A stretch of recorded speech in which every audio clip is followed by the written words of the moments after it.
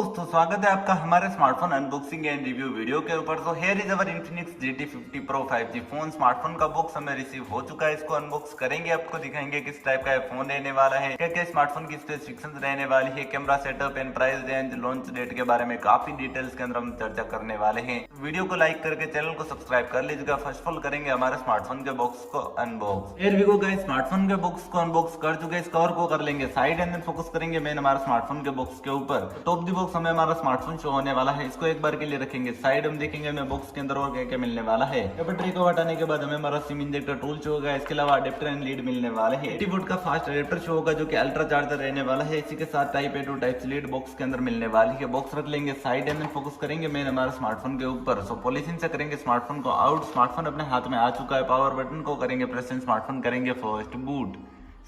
हमारा स्मार्टफोन यहाँ पे बूट होना स्टार्ट हो चुका है। इस फोन की स्पेसिफिकेशंस की बात करें तो एंड्रॉइड वर्जन 16 शो होने वाला है। ओवरऑल इस डिस्प्ले की बात करें तो 6.78 इंचेस की एमोलेड स्क्रीन शो होगी जो कि कॉर्निंग गोरिल्ला ग्लास 7i के साथ रहेगी। 144 हर्ट्ज की रिफ्रेश रेट शो होगी। पंचोल डिस्प्ले देखने के लिए मिलने वाली है।